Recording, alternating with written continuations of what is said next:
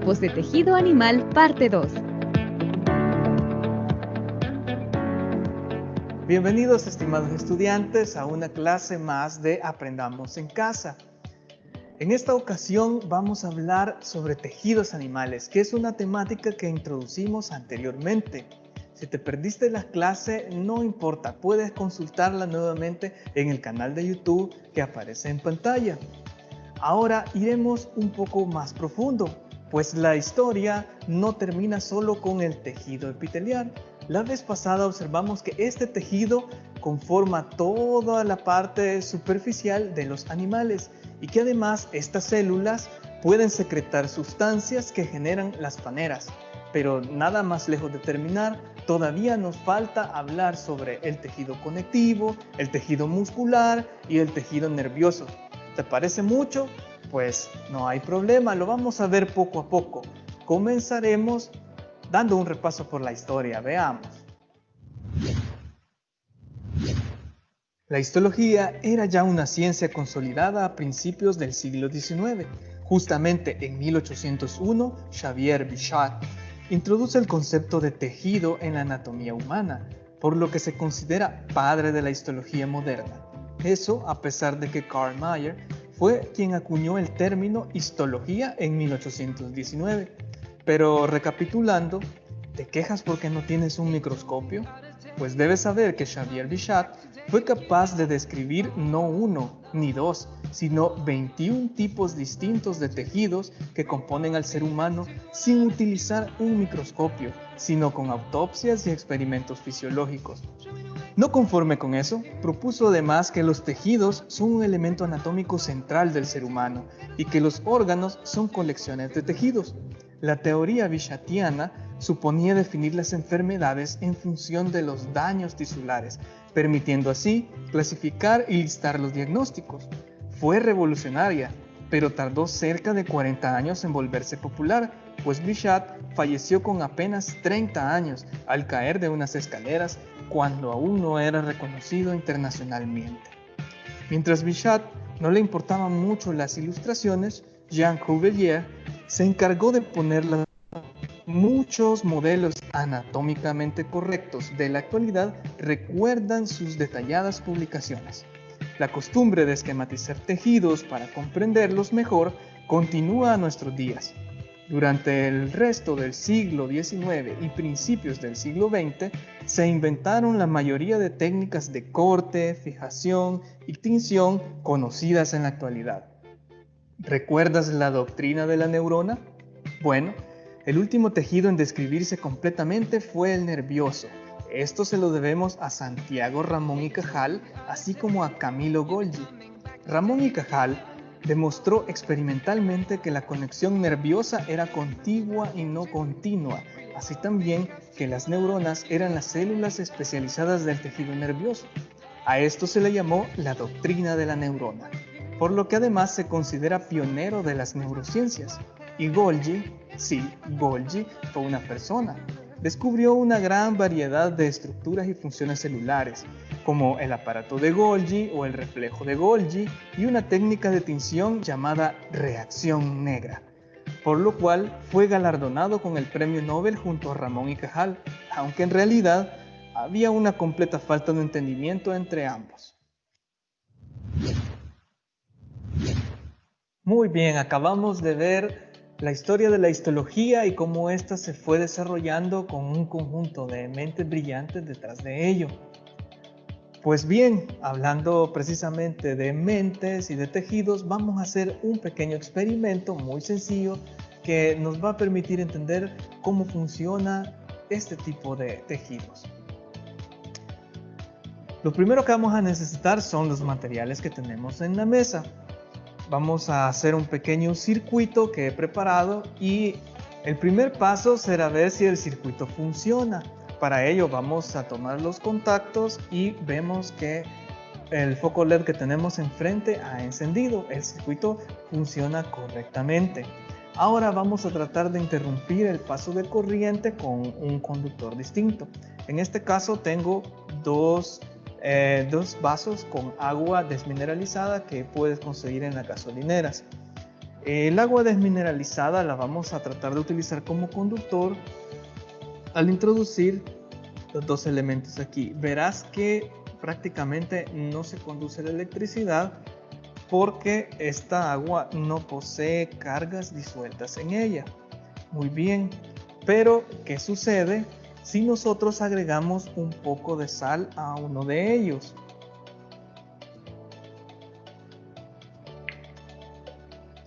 Muy bien, no se necesita mucha de hecho. Ahora que ya la tenemos, vamos a volver a hacer el experimento a probar si ahora conduce la electricidad. Y ves que fácilmente ni siquiera la he agitado y la electricidad fluye prácticamente igual que antes. Perfecto.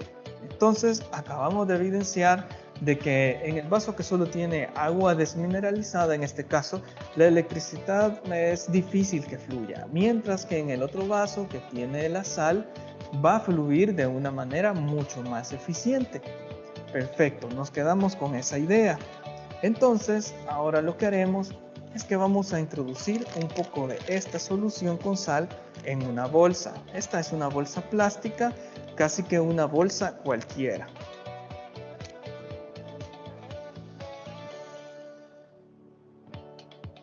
Listo. Ya tenemos la bolsa con nuestra agua que tiene sal. La vamos a sellar. Bueno, la vamos a cerrar.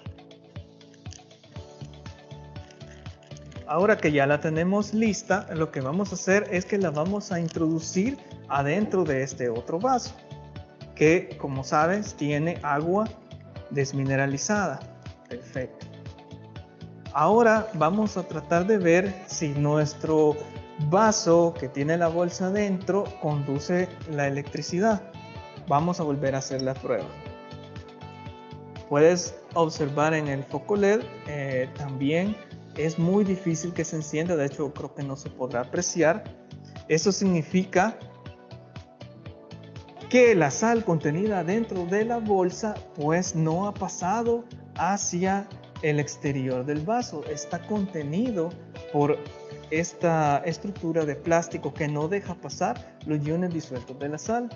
Pero ¿qué sucede si ahora yo utilizo, por ejemplo, una aguja y empiezo a hacer agujeros adentro de nuestra bolsa? ¿Qué crees que va a suceder? Está fácil, ¿no? Lo que va a pasar es que el agua se va a empezar a intercambiar. O eso esperamos. Si ves, no la he sacado de ahí. Y ahora que esperamos que los iones de la sal se hayan intercambiado entre ese medio interno y externo, veamos si puede conducir electricidad. Bien, lo tenemos listo. Ya la electricidad está fluyendo. Esto quiere decir que a través de esos canales que formamos con los agujeros, la sal pudo pasar del medio dentro de la bolsa hacia el medio externo de la bolsa y lo podemos evidenciar porque ahora conduce la electricidad. Bien, lo que acabamos de observar es muy semejante a lo que ocurre adentro de las neuronas motoras. Lo que ocurre básicamente es que la bolsa hace un símil con las membranas celulares de baja permeabilidad, como estas que podemos observar aquí en este modelo de neurona. Imaginemos por un momento que la bolsa fuera capaz de hacer transmitir solo ciertas cargas de afuera hacia adentro, o viceversa. Esto es más o menos como que si cuando le abrimos los agujeros, la bolsa hubiera sido capaz de pasar solo la carga positiva o solo la carga negativa, como ella decidiera hacerlo. Pues precisamente eso es lo que hacen las neuronas motoras. Básicamente, lo que va a pasar es que esta cantidad de mitocondrias que tiene adentro una neurona permite que ésta, utilizando energía, cambie las cargas internas de la célula hacia el exterior. Ese cambio de polaridad es lo que produce un impulso eléctrico. Este impulso eléctrico se transmite hacia normalmente lo que sería un músculo. Si nosotros observamos más de cerca este tejido nervioso, Las células poseen una envoltura que se llama vaina de mielina que recubre esta estructura para que el impulso se mantenga dentro de esta estructura llamada axón. Así, una neurona no interfiere con el impulso de la otra y puede transmitir esta depolarización desde el punto inicial hasta el punto final y viceversa. Como ustedes saben, estas sustancias que son lipídicas conducen muy débilmente la electricidad. Nuevamente es similar al experimento que estamos haciendo. Las neuronas trabajan con materiales que son altamente conductores y materiales que no son conductores y además son capaces de cambiar esta polaridad. Eso es lo que los hace tan especiales a estas células. Como ya te diste cuenta, estamos hablando del tejido nervioso. El tejido nervioso se compone de dos tipos de células muy especializadas. Las más famosas de todas, las neuronas, como esta neurona motor, y digamos que sus primas mucho menos conocidas, las neuroglias o células de la guía, que aparecen allá al fondo en el modelo. Entonces, las células de las neuronas tienen una forma muy peculiar, como ramificada. Se componen de un cuerpo llamado soma, que de hecho literalmente significa cuerpo, y de un filamento muy largo que llamamos axón, que es el que transmite los estímulos, como acabamos de explicar, otros filamentos más delgados que se conocen como dendritas y que sirven para comunicarse con las células cercanas. Estas dendritas, cuando se están comunicando con las otras, hacen una conexión a la cual denominamos sinapsis. Las neuroglias, por su parte, son células que dan soporte a las neuronas, es decir, tanto estructuralmente como también les pasan algunos nutrientes, ya que las neuronas son células muy caras, gastan mucha energía para poder realizar sus funciones, pero no tengas miedo de utilizarlas. Bien, ahora hablaremos del tejido muscular. Las células musculares son los miocitos. Al ser alargadas, también se les llama fibras musculares. Dentro de cada célula se encuentran las miofibrillas, unas estructuras proteicas en forma de varillas donde se efectúa la contracción muscular coordinada. Las fibras realizan el trabajo mecánico de contracción, acortándose y alargándose, pero no pueden empujar. Las células y sus tejidos se clasifican en dos grandes grupos: músculos estriados y músculos lisos. Los músculos estriados esqueléticos son los que permiten mover el cuerpo. Sus células están repletas de miofibrillas con franjas laterales o estrías muy visibles. Poseen varios núcleos que se ubican a los costados, dejando todo el espacio a las miofibrillas. El músculo cardíaco también es de tipo estriado, se localiza en las paredes del corazón. A diferencia del esquelético, el núcleo celular se ubica al centro y presentan discos intercalares. También pueden bifurcarse. Finalmente, el músculo liso presenta miofibrillas no estriadas y un único núcleo alargado al centro de la célula. Están presentes en las vísceras y realizan casi todos los movimientos involuntarios del cuerpo. Aún nos falta un último tejido fundamental, el conectivo. Son los más diversos de todos. Los tejidos conectivos se encuentran en muchas partes del cuerpo. Se caracterizan porque el espacio entre célula y célula es mayor. Sus componentes básicos son fibras, matriz extracelular y células especializadas.